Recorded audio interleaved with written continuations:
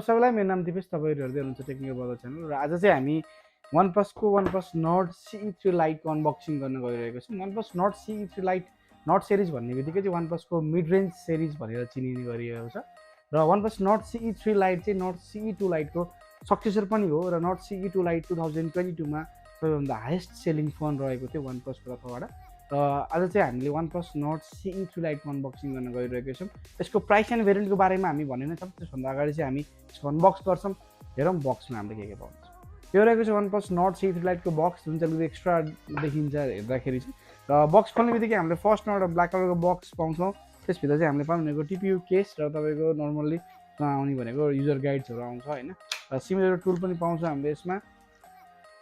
र त्यसको मुनिपट्टि पाउने भनेको हामीले एउटा फोन जुन चाहिँ यो लाइन कलरमा रहेको छ, अलिकति एट्र्याक्टिभ छ कलर। पहिले साइडमा राखेर यसको यसो जस्तो लाग्छ। र यसरी कुरा गर्नुपर्दा चाहिँ हामीले यसमा पाउने भनेको 67 वाटको एडाप्टर पाउँछौँ र एउटा रेड केबल जुन चाहिँ USB type A to type C छ।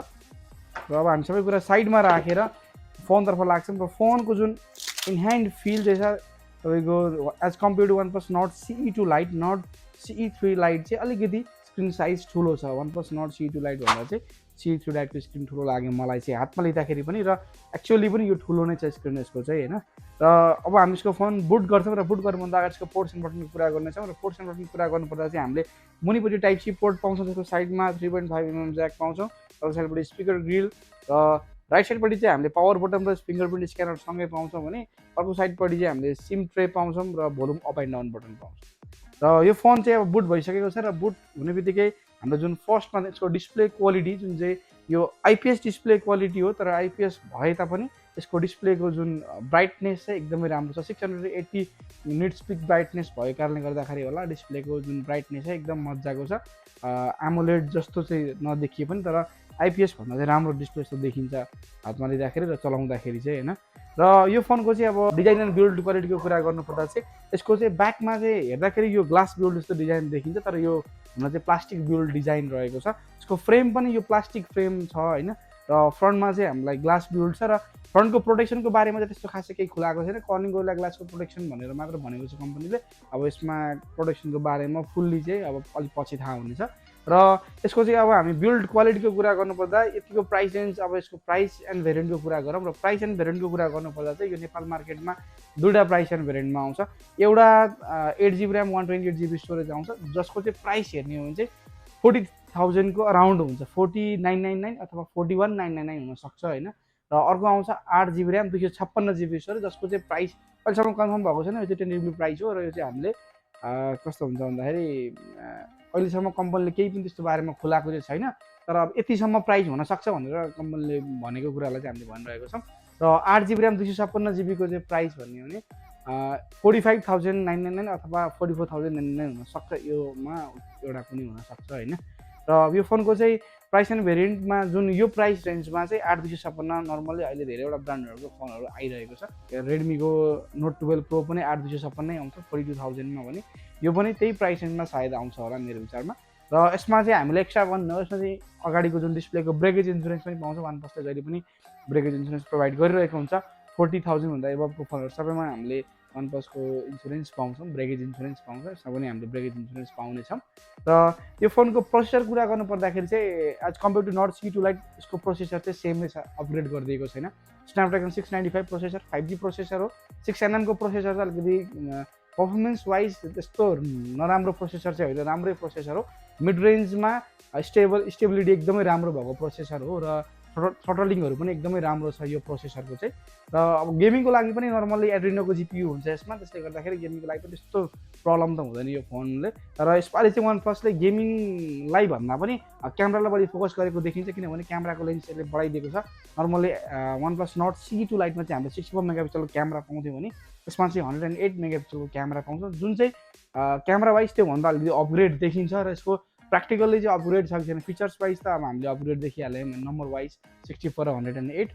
र प्र्याक्टिकल्ली कतिको अपग्रेड छ भन्ने कुरा चाहिँ हामी नेक्स्ट भिडियोमा यसको बनाउनेछौँ। र यसको चाहिँ अब हामी ब्याट्री ब्याकअपको कुरा गर्नुपर्दा चाहिँ 5000 mAh को ब्याट्री पाउँछौँ हामीले यसमा, र 67 वाटको एडाप्टर पाउँछौँ, जसले गर्दाखेरि चाहिँ हामीले लगभग 45 मिनटमा फुल चार्ज गर्न सक्छौँ यो फोनलाई चाहिँ। र ब्याट्री ब्याकअप लागि कुनै पनि प्रब्लम थिएन। नट CE2 लाइटमा पनि एकदमै राम्रो ब्याट्री ब्याकअप थियो र क्वालकम स्न्यापड्रागन 695 ब्याट्री ब्याकअपको लागि एकदमै राम्रो मानिने प्रोसेसर नै हो र यसको प्रोसेसरको एनएम पनि 6 nm भएको कारणले गर्दाखेरि होला एकदमै ब्याट्री अप्टिमाइजेसन चाहिँ राम्रो छ त्यो प्रोसेसरको। र सफ्टवेयर वाइज OnePlus एकदमै राम्रो सफ्टवेयर भन्न सक्छौँ OnePlusको, किनभने अक्सिजन ओएसलाई चाहिँ अब सफ्टवेयर वाइज त राम्रै भन्न सकिन्छ as compare to MIUI, ColorOS र रियलमीको युआईहरू कम्पेयरमा चाहिँ एकदमै राम्रो मानिन्छ OnePlusको सफ्टवेयरलाई चाहिँ। र यो फोनको चाहिँ स्पिकर क्वालिटीको कुरा गर्नुपर्दा चाहिँ मैले नट CE2 लाइटको कम्पेरिजनमा चाहिँ यसमा अर्को अपग्रेड देखेको भनेको चाहिँ नट CE2 लाइटमा चाहिँ स्पिकर क्वालिटी हो। ड्युल स्पिकर दुईटैमा ड्युल स्पेसमा स्टेरियो स्पिकर आउँथ्यो, त्यसमा स्टेरियो स्पिकरै आउँथ्यो, तर यसको स्पिकरको क्वालिटी चाहिँ एकदम लाउड बनाइदिएको छ as compare to Nord CE2 lite. यसको स्पिकर क्वालिटी एकदमै लाउड पनि सुन्नुहुन्छ तपाईँहरूले। र यो फोनको फ्रन्ट क्यामेराको कुरा गर्दा फ्रन्टमा चाहिँ हामीले 16 मेगापिक्सलको शूटर पाउँछौँ र फ्रन्ट क्यामेराको भिडियो क्वालिटीको कुरा गर्ने हो भने चाहिँ फ्रन्ट क्यामेराले 1080p 30fps रेकर्ड गर्छ भने ब्याक क्यामेरामा पनि 1080p 30fps मात्र यसले सपोर्ट दिएको छ।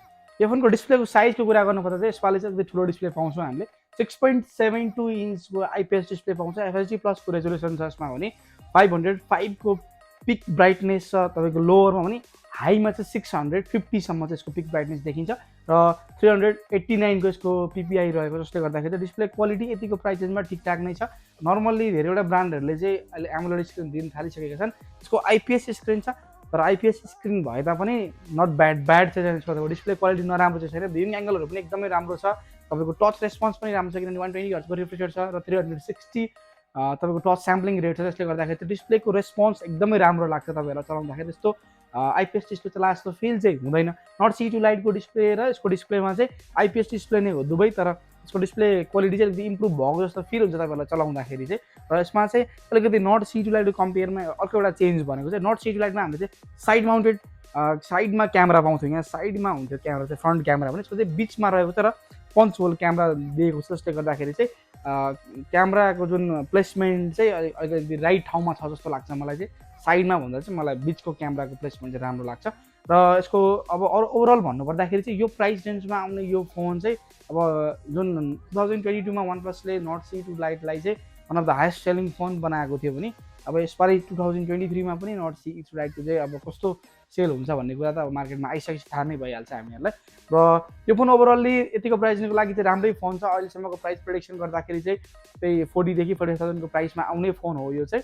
त्यतिको प्राइस रेन्जमा यो फोनलाई एक्सेप्टेबल नै छ, यसको फिचर्सहरू राम्रो नै छ, सफ्टवेयर वाइज पनि राम्रो छ, हार्डवेयर पनि OnePlusको राम्रो नै छ, ब्यागेज इन्सुरेन्सहरू पनि हामीले मजाले पाउनेछौँ यो फोनमा चाहिँ, जसले गर्दाखेरि चाहिँ ओभरअल यो प्राइस रेन्जमा यो फोनलाई चाहिँ हामीले राम्रो भन्न सक्छौँ। आज चाहिँ हाम्रो नर्मल्ली अनबक्सिङ भिडियो र सर्ट रिभ्यू दिएका छौँ, त्यसले गर्दाखेरि चाहिँ आज हाम्रो सर्ट मात्र कुरा हुन्छ यसको चाहिँ। यसको लङ रिभ्यू र यसको फुल डिटेल्सको बारेमा हामीले पछि कुरा गर्ने नै छौँ।